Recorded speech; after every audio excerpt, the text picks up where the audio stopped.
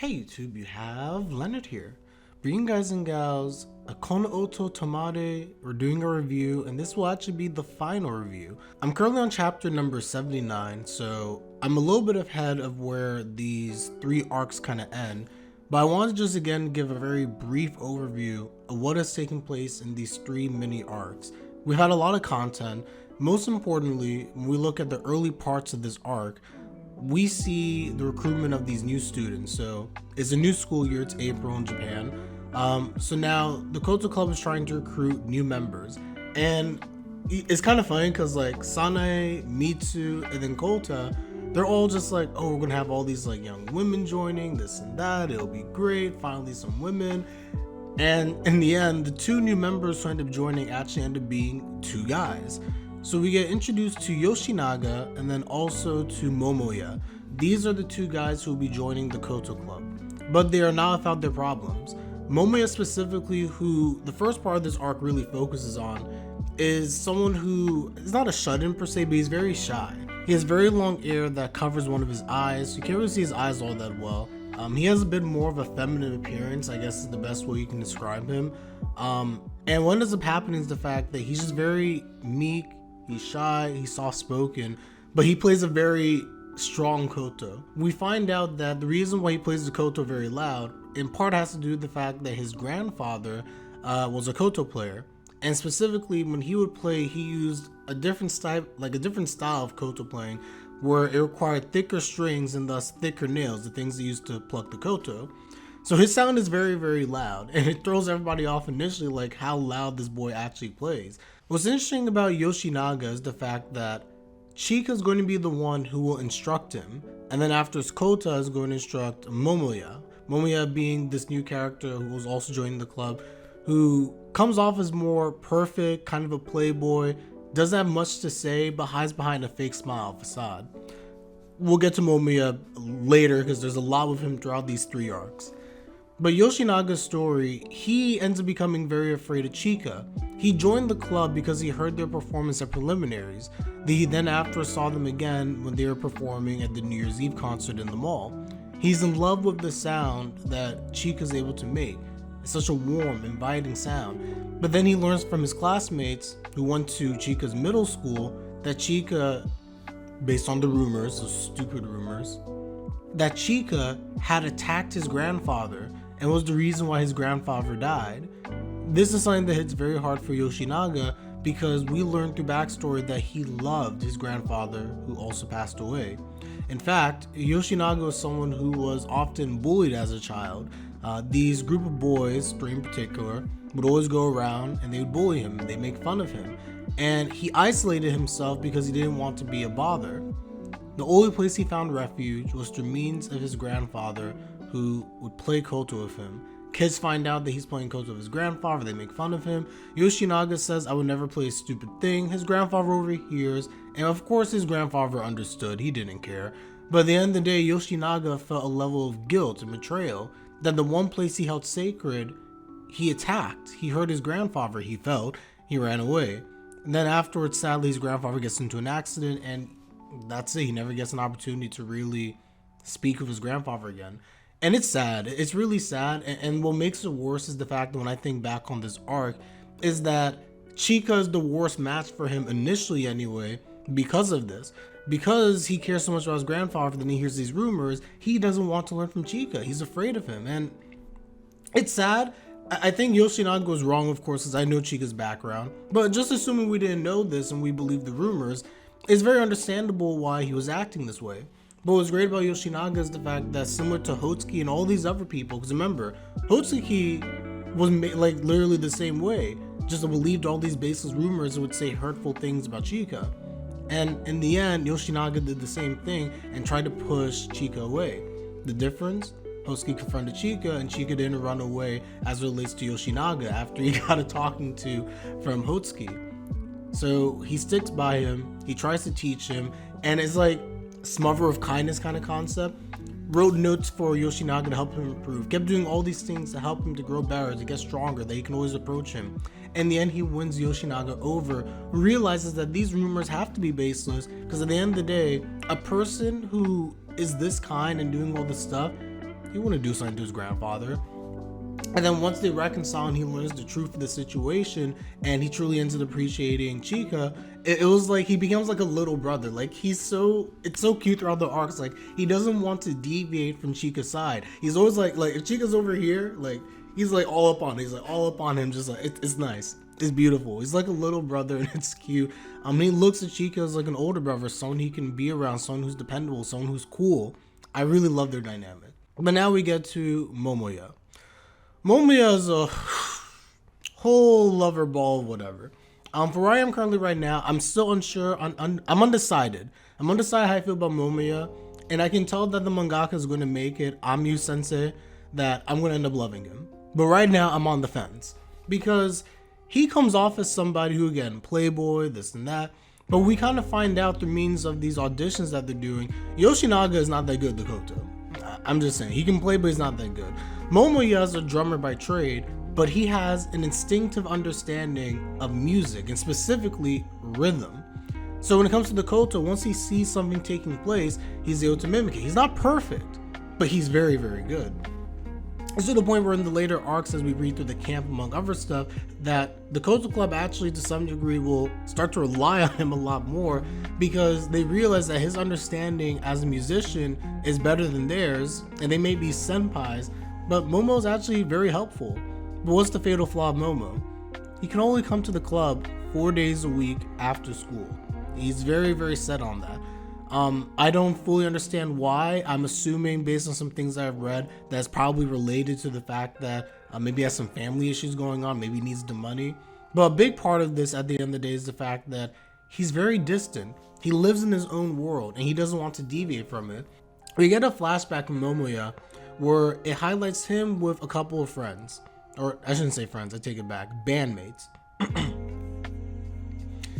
And he plays with the bandmates, he fills in as the drummer to make them all better, but at the end of the day, he can't fully understand why it is that these guys like are trying to have him like, oh, you need to practice more, you need to do this, you need to do that. Momoya's whole thought is the fact that people use practice as an excuse to highlight the fact that they're putting in effort, but it's all shallow. At the end of the day, if he can play, if he's having results and producing those results, it shouldn't matter that I'm doing it in less time than you guys or things like that. And I actually agree with that to an extent. The only difference I will say is the fact that, well, it's not about him and they should be accepting the fact that if he has his practice schedule, like at the end of the day, whatever effort he puts in, he's performing and that matters. We have to think about the other people in the group. And this is a concept that will come up a little bit later on with our Koto Club as it relates to, it's not so much about you, but your impact to how you can affect others around you through means of that practice. So going back to Momoya with this band group that he was with, he basically all the time, he never sticks with a group. He always leaves and he just, even his main thing as his job, his part-time job at his place called Brew, I guess is like a coffee, lounge, music place, I don't know. But he pretty much performs there as a fill-in drummer for different groups. And that's how he likes it. He likes just being a fill-in, not having to form bonds, not having to get close to people. But that won't fly in the Koto Club. Kota, who's in charge of actually looking after Momoya in this, I call it like the new recruit arc, Kota's not good, and Kota sucks at rhythm. No offense to Kota in terms of not being good, I don't mean it that bad, but like Kota compared to the other club members is the weaker of the club members, and he's not good at rhythm, paired with Momoya, who for all intents and purposes you can call a bit of a genius, and certainly knows his rhythm, so he can tell when Kota's playing wrong, when Kota doesn't understand something, he can't explain it to him, so he looks down on Kota, and this becomes a very big issue from Kota as a teaching standpoint because there's not much that he can do. But at the end of the day, he has to swallow his pride, he asks for help from different people, he spends like a whole day, I believe, with Dojima sensei, Akira, and basically he learns his part, he plays a recording, he sends it over to Momoya and tries to show him like, here's the answer to all of your questions that I couldn't answer before, I'm so sorry, and breaks it all down. Kota shows what it means to be a senpai and becomes, early on especially, one of the biggest supporters for Momoya, because at a time where they have to determine if they're going to accept these two people, Yoshinaga is easy because at the end of the day he has the passion and wants to be there. But Momoya, Kurusu and all of them are just like, well, why do we need someone, especially Kurusu, she was really leading the charge. Why do we need somebody at the end of the day who doesn't want to be here? Why should we even have him perform with us for nationals? That doesn't make any sense. Like, we put in all this effort, we worked hard to get here. But Koto is the one who speaks up and says that that's not right. Just because we have an idea of what we think to be right in terms of practice, etc., it doesn't mean that Momoya isn't trying. It doesn't mean that he's not better than me in various aspects, and that he's a crucial member of the Koto Club who can help us with our new song. So I really like the fact that Koto stood up for him. Momoya eventually ends up being surprised that he's allowed to join the group, because usually, again, he's always been cast away. And when Koto explains the fact that we're fine with your schedule and you have to put in the effort, we may not be there, but you're putting in work and you're able to play. It's merit based at the end of the day. And that shocks him, because he's never been in a situation where merit was the key driver to him being in a group. Now, Momoya, at least again where I am right now, a little bit past this arc, he still has not fully assimilated with the group. But if I fast forward very quickly to the camp arc, and I'm going to go back to the Hotsuki stuff, so bear with me, everybody. In the training camp that they do to get ready for nationals, they're basically in the process of performing a new song, I. So Sensei finally made the song, he composed it, and it's a very unique song where basically very complex rhythms, it's all over the place, and every single member of the Koto Club has essentially a solo. Very, very interesting. So they all have a solo. There's also this very difficult 4 Koto part where basically you're gonna have Kota, Chika, and then you're gonna have Momoya and Yoshinaga, the 4 of them on this 4 Koto part. Extremely difficult, and they have to understand, they have to learn it. And during the camp, Momoya gets increasingly frustrated with the group because he's just like, Momo can't keep a rhythm, Yoshinaga's all over the place, Chika's not helping, and they keep asking him for help and this and that because he understands rhythm, but he gets frustrated, just like, you people are useless, like I can't do anything for you guys. And he gets like overworked and stressed out in this area where he doesn't even want to be. He didn't even want to go to the camp, but he kind of did, he's assumed it. But he ends up going to the camp because he felt compelled to do so, but now they're overworking him. Chika and Kota feel regret because they're senpais. They should be showing and they should be leading by example. They spend the entire night, similar to what they did a camp a year ago, and as a result of doing this overnight practice session together, when they come back, we get to the point where Momoya went to Dojima Sensei and he's just like, hey, at the end of the day, these people are hopeless. They can't improve. They're not competent. Dojima says a very keen line. Really?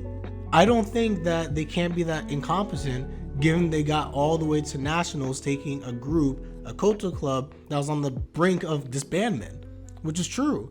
And I love that she spoke those facts, by the way. I love that. So Momoya, all of a sudden the next morning, when he sees them playing, he's just like, wait, they're like completely different people. It's not perfect, but like I can actually see where the performance is trying to go. I can actually finally find my place. This is completely different from the day before. Chika and Kota being senpais and putting in that effort, the hard work, you can never deny the fact that Tokise, they're known by the hard work that they put in. And because of that, they're able to actually lead now Momoya and Yoshinaga down a path as it relates to this 4 Koto part. So I think that was amazing. We got some really good stuff out of the arc, especially with regards to the training camp, them practicing the song together, and Momoya becoming more integrated into the group. Now again, I will get back to the Hotsuki stuff because I want to conclude with that, even though this is chapters before. But to conclude the camp arc, they end up going to see the performance of Ichiei High. Ichiei High is this group who's in nationals, and they've won the competition 5 straight years. Yes, 5 straight years. It is crazy. And they're a music school.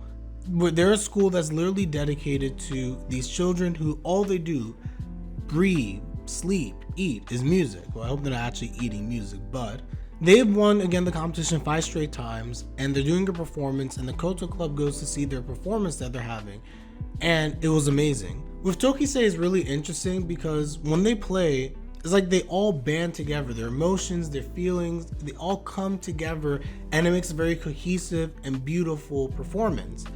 This school, though, Ichiei, is very, very different. They're led by this individual, this girl named Miran, and by all purposes, she looks to be a prodigy. Every single person in that school, they're people who are placed in the top 3 of prestigious competitions. They're all very good. But Miran stands out among the best of them as being the best player, seemingly, and also the most passionate, but not in the way that I was initially anticipating. She's very aggressive. Midon is someone who, when she plays, she has all this anger and frustration and this arrogantness that she's the best at Koto, and that how dare you try to like get in my way and try to overshadow my sound. So amongst all these people, you end up having a situation where when Ichiei plays, it's a clash of emotions. It's like Midon's playing and then they're playing, and it's all this super top tier high level. And instead of being cohesive, it's like they're battling each other while they play the Koto, and it draws you in. It's crazy. It's absolutely crazy. And Tokise realizes the fact that we're not on that level. How do we get to that level? Is it possible to get there? So it ends up being a moment where after this performance, and then on top of that, the club runs into Luca. I call him the pretty boy, but he's one of the members of Ichiei, and he also happens to be a Hotsuki fanboy. He's in love with Hotsuki.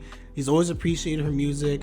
We learned that Hotsuki originally was supposed to actually go to Ichiei as a high school for her Koto playing, because remember, for Hotsuki being like, she's like the top of the top in terms of like Koto players who are young, but of course we know that she essentially got removed from the Hotsuki group. She ends up going to Tokise, and of course the rest is history. But that's why she didn't end up going to Ichiei at the end of the day. And then they run to Midon, and Midon calls them out, basically saying the fact that she could never view them as rivals or people that she should worry about, a bunch of losers in her opinion who don't actually have aspirations of becoming professional Koto players, of being professional music players. There's no way that they love the Koto more than her. It's kind of crazy, and it sinks in with the group and ends up being a very good learning point.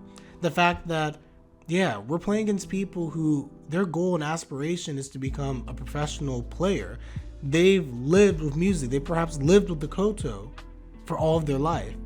We've just picked this up, most of us, and after this performance, we may never play the Koto again. At the bare minimum, we'll never play together as a group again. And these are the things that start settling in.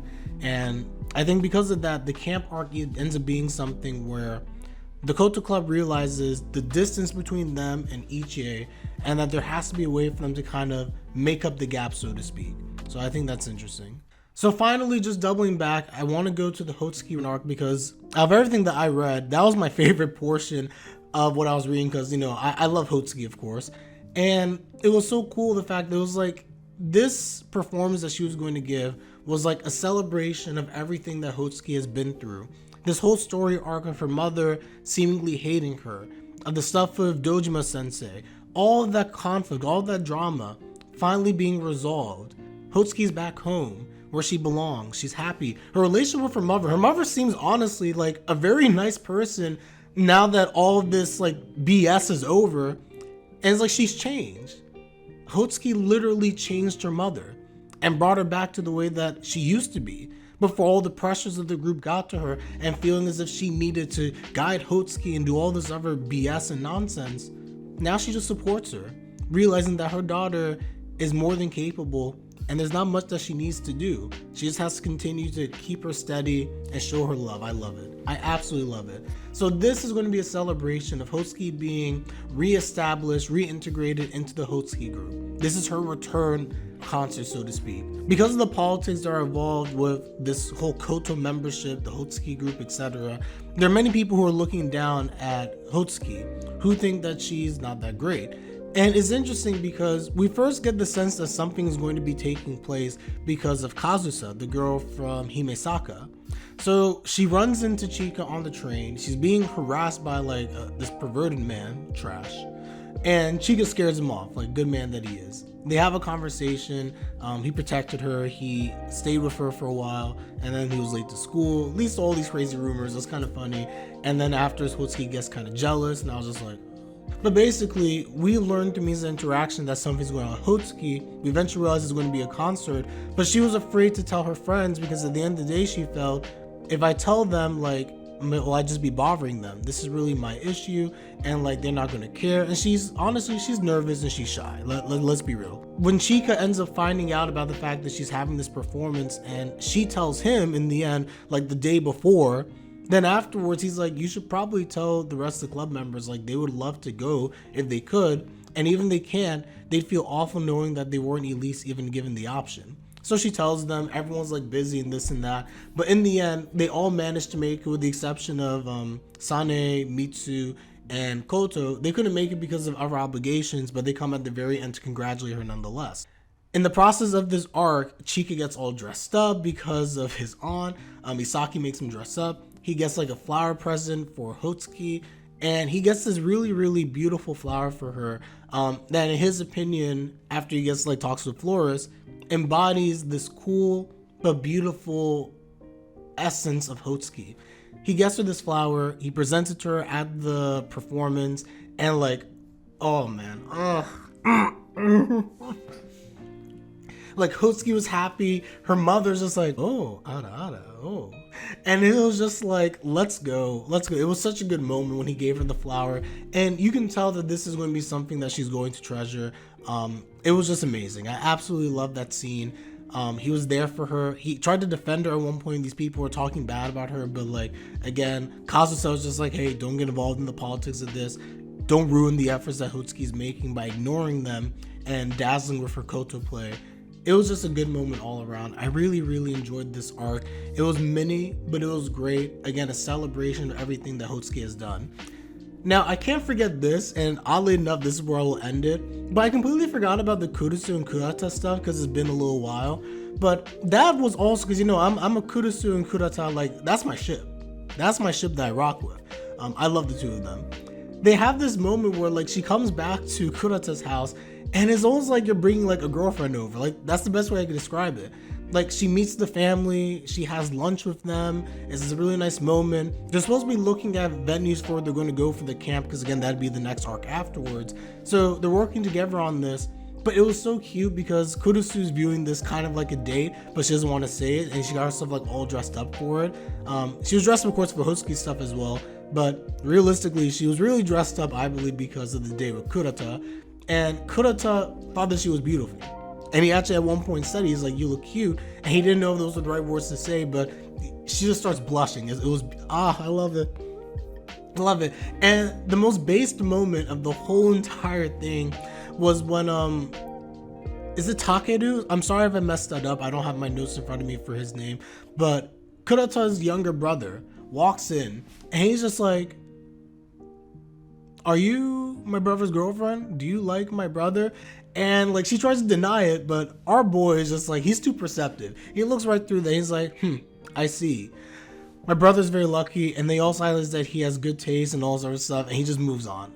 He just thinks, I was like, this is great. I do love his brother, honestly. He's a man of little words. He seems antagonistic towards Kurata, but through means of half stories and stuff that you get throughout the manga, and we just kind of like read the atmosphere, he cares about Kurata a lot. So he's happy to see that he has someone who truly understands him, and likewise also the fact that she is getting someone in his Oni-chan who's truly amazing, even though he won't outwardly say it. So I thought that was very nice as well. So everybody, that was my quick review to these 3 portions of Kono Oto, these 3 arcs. From here, this is the last review. Let me know if you want to continue to see these reviews for certainly future chapters, but we're going to be getting now from here on out is basically my live read-throughs as I go through on Twitch. I'm reading chapter by chapter now until I catch up to the latest chapter of Kono Oto, which I believe is chapter 109, at least at the recording this video.